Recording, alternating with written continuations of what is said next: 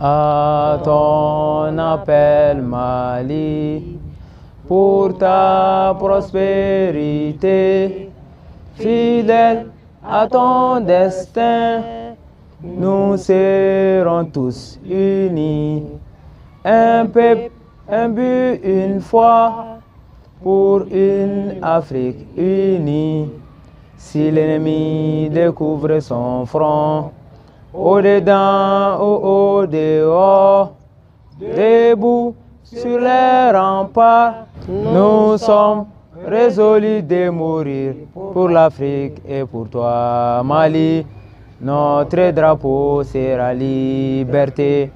pour l'Afrique et pour toi, Mali. Notre combat sera l'unité au Mali d'aujourd'hui,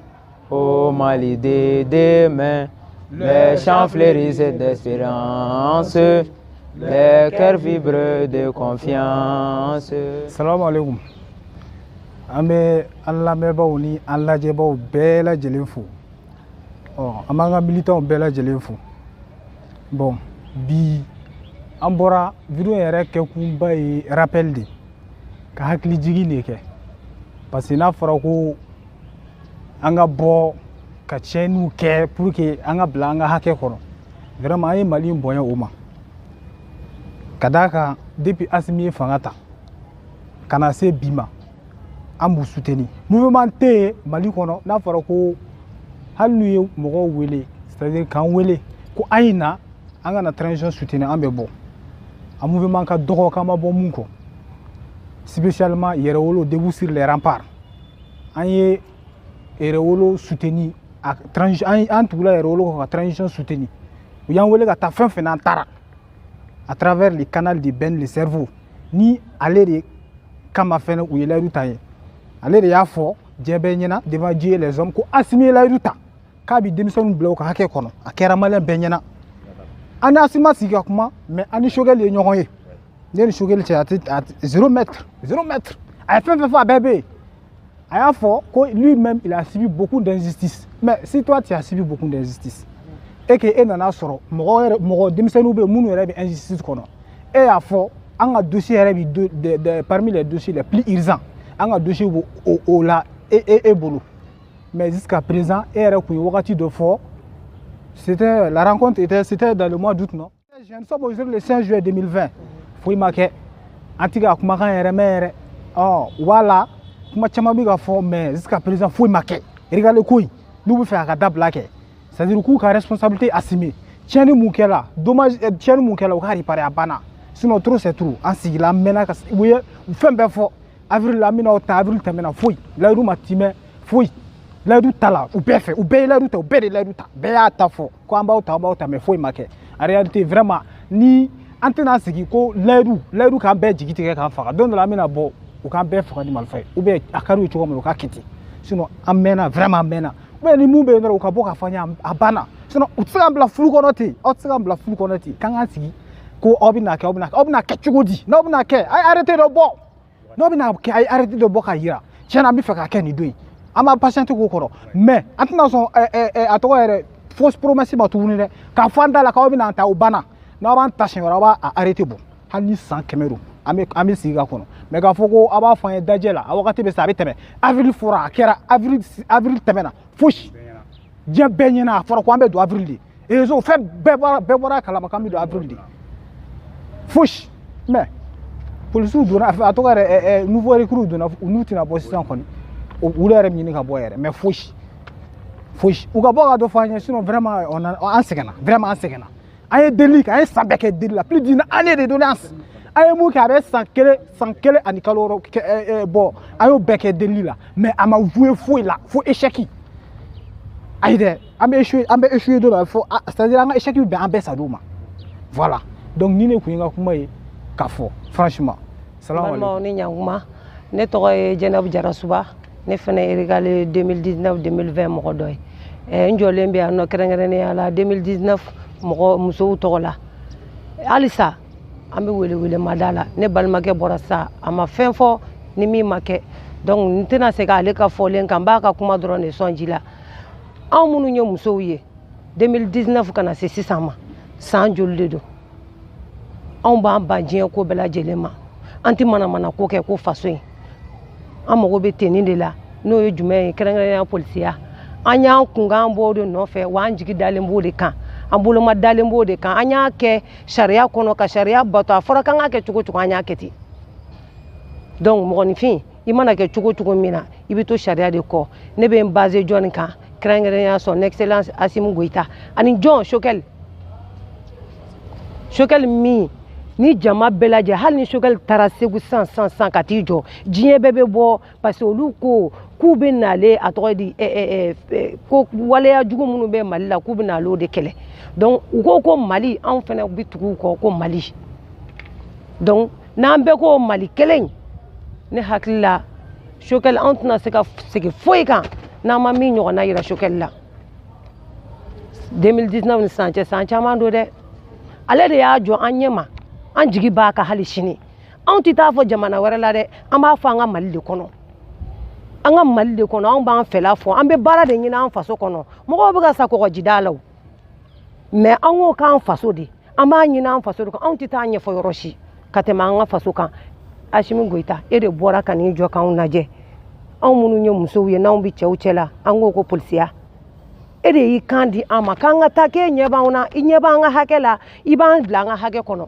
Choguel o ko kelen anw de taara an jɔ jama ɲɛ ma i ye layidu de ta an ye k'an ka t'u kɔ kumakan kelen n'i ye jamakulu in b'a fɔ ko Choguel mun de don kumakan in de ko don et puis i ko faso de dɛ i ko Mali de o de la malidenw b'i kɔ wa n'i ko Mali anw yɛrɛ b'i kɔ ni mɔgɔ mɔgɔ ko k'i tɛ Mali kɔ o tuma anw yɛrɛ fɛnɛ n'i ye sira jɛngɛ anw yɛrɛ bɛ sira jɛngɛ donc anw tɛ fɛ o yɔrɔ ka na kumakanya kelen de b'i da i ko i dusukun Mali ka taa ɲɛ i ko o de donc anw fɛnɛ bɛ to o sira kelen de kɔ a k'a hakili to anw na anw musow filɛ stop tɛ anw si la dɛ k'a daminɛ 2019 la ka na sisan diɲɛ don o don dɔ de bɛ ka fara anw si kan an bɛ kɔrɔ de donc anw bɛna mun de kɛ sisan yala anw ka fantanya de ye nin se anw ma wa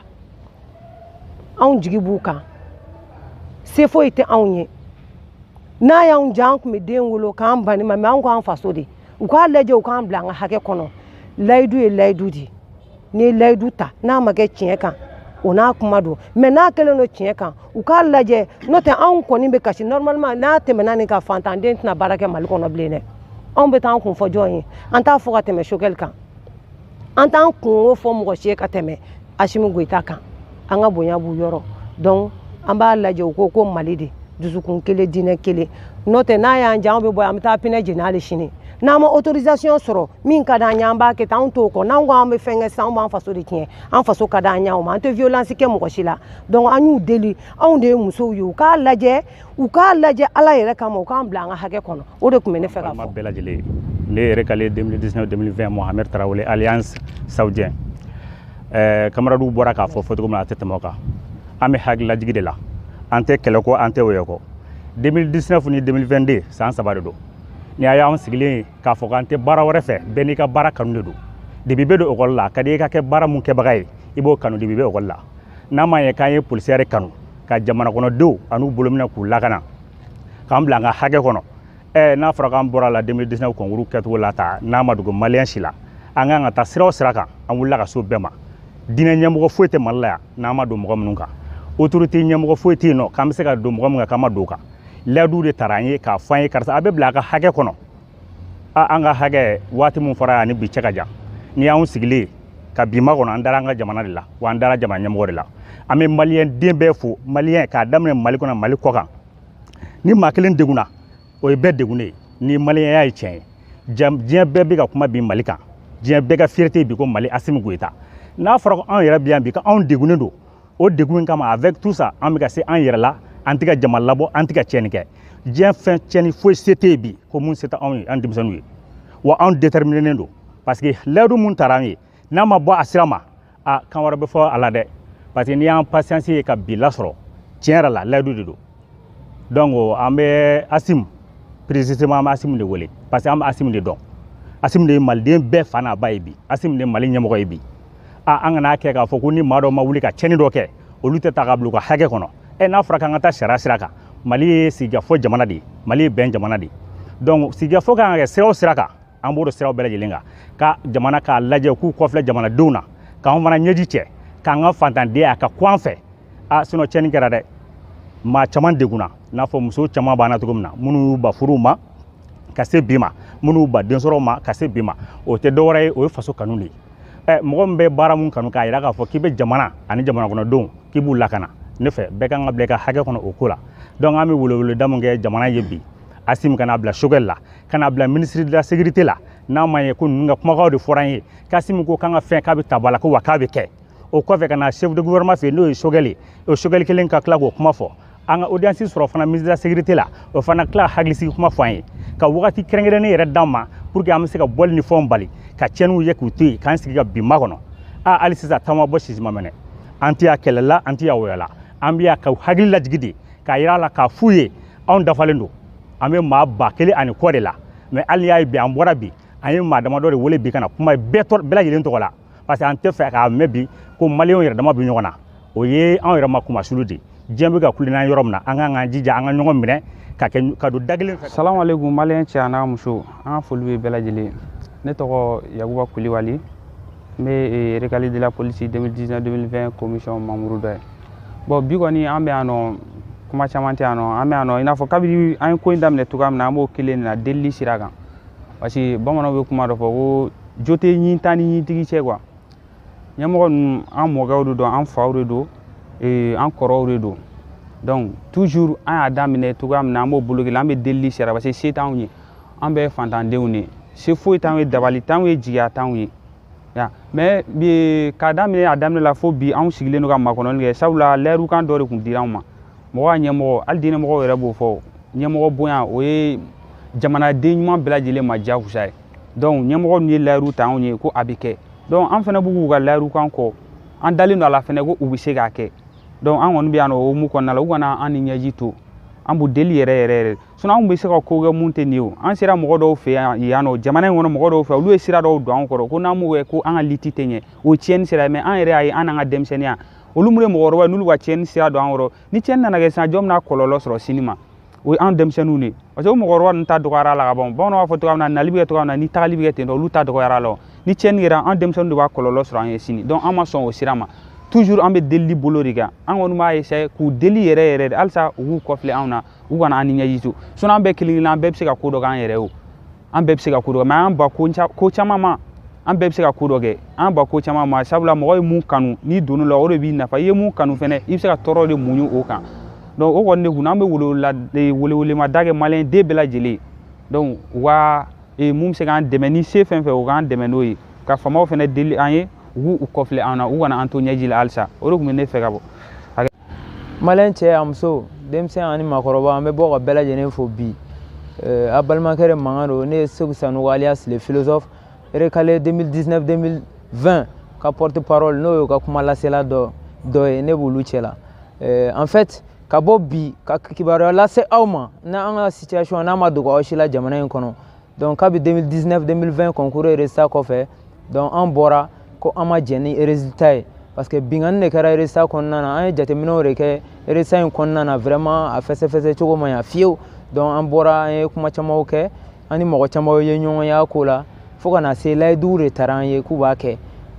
wagatiw fɔra k'u bɛna an ta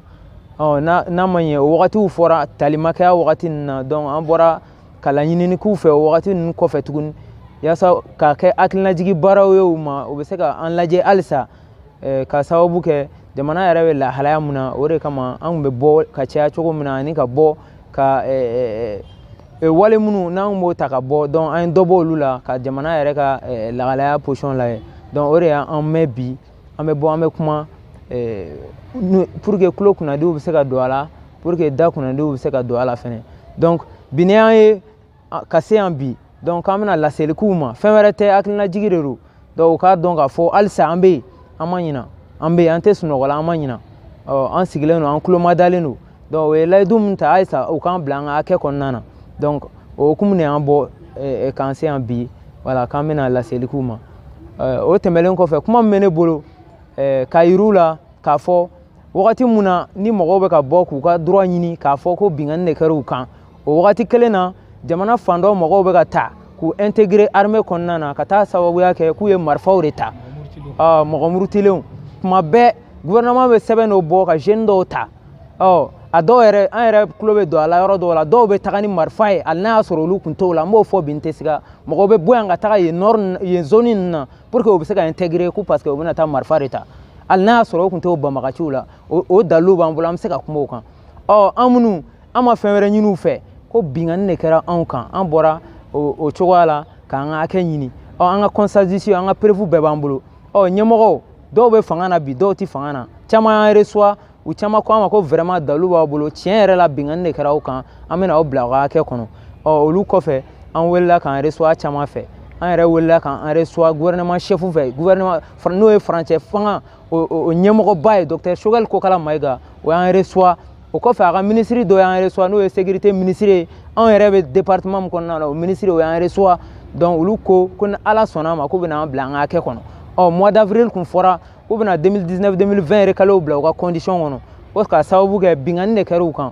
mɔgɔ caman kumana an ka situation kan o n'a ɲɔgɔnna caman a yɛrɛ yira n'an na k'a fɔ ko jamana ɲɛmɔgɔ n'o ye colonel Assimi Goïta k'a ko k'a bɛna an bila an ka hakɛ kɔnɔ ko sabula ko tiɲɛ de don ko binkani de kɛra an kan à travers camarade Ben le cerveau donc je crois que an ka situation a ma dogo mɔgɔ si la mouvement de soutien fɛn fɛn bɛ transition soutenir an y'a bɛɛ dɛmɛ wa a bɛɛ da donna a la ale M5 anniversaire don docteur Choguel Kokala Mayiga da magara la boulevard la a ko les recalés de la police a don a ka kuma tigɛ la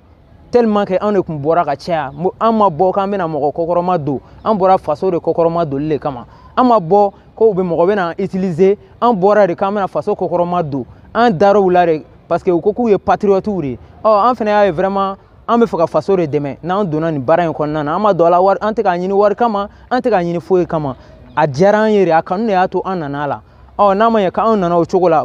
u nana an bɔ nin bɔcogo in na vraiment an tɛ se ka sigi parce que jamana sariya sun de b'a fɔ ko ni binkani kɛra i kan k'i ka bɔ ko k'i ka droit réclamer n'an ma bɔ o cogo kɔnɔ c'est que an ye jamana jugu de ye parce que an bɛ sigi de a ɲɔgɔnna bɛ kɛ an dɔgɔninw na a ɲɔgɔnna bɛ kɛ mɔgɔ camanw na o de kɛra an bɔli ye bi ni an yɛrɛ ye colère ma an na bi an yɛrɛ tɛ tugun quoi parce que a wale bɛ ka kɛ ka caya de n'an y'an sigi k'a lajɛ jamana siniɲɛsigi ye jeunes de vraiment a tɔ bɛna kɛ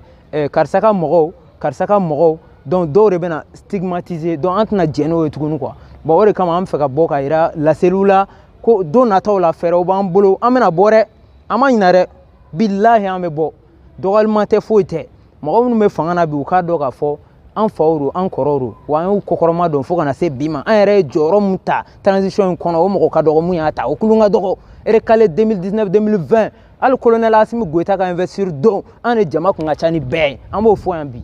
donc a yira k'a fɔ an tɛ fɛn wɛrɛ kɔ an ko de u k'an ta wa u bɛ se k'an ta dɛ chaque fois recrutement bɛ ka lancer hali k'an to an ka kɛlɛ in na ni layiduw taara an ye recrutement dɔ lancer olu mɔgɔw bɛ formation na bi a kun fɔra k'an n'olu de bɛna don mois d'avril kɔnɔ bon layidu ma sara sɔrɔ k'a f'u ye docteur Choguel Kokala Mayiga a n'a ka gouvernement ɲɛmɔgɔ bɛɛ lajɛlen fo ka se à son excellence le colonel Assimi Goïta ko recalé 2019-2020 ko k'u ma bila u ka hakɛ kɔnɔ dɛ a fɔra an ye k'i ko vraiment k'i kumakan de k'an ka ta Choguel yɛrɛ y'an reçoit primature la k'an ka dossier b'a ka priorité la vraiment ko a ti mɛn ko kunkan dɔ bɛ bɔ k'an bɛ ta an bɛ kɛnɛ ma hali bi dɛ an kɔni bɛna bɔ k'aw deli majigi ni bonya kɔnɔna na vraiment halisa a k'an ta a k'an bila an ka hakɛ kɔnɔna na an bɛ yen an ka ca vraiment an ma ɲinɛ dɛ walayi an caman ye fɛn caman bila hali concours kura caman m'a kɛ ka sababu kɛ layidu minnu taara an ma taa foyi si la an ka preuve ni fɛn bɛɛ b'an bolo mais an ma taa mɔgɔ si attaquer yɔrɔ si an ma taa foyi parce que an dara aw kumakanw de la n'a ma ɲɛ ko aw kɔni aw ye ɲɛmɔgɔw ye ɲɛmɔgɔ kumakan kɔmɔgɔw kan ka da la dɛ mais ɲɛmɔgɔ mun tɛ layidu timɛ vraiment o ye ɲɛmɔgɔ wɛrɛ ye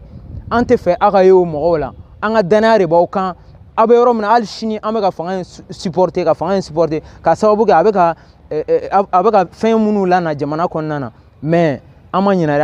an ka bila an ka kɛ kɔnɔ an b'o de ɲini aw fɛ voilà o de kun bɛ ne fɛ ka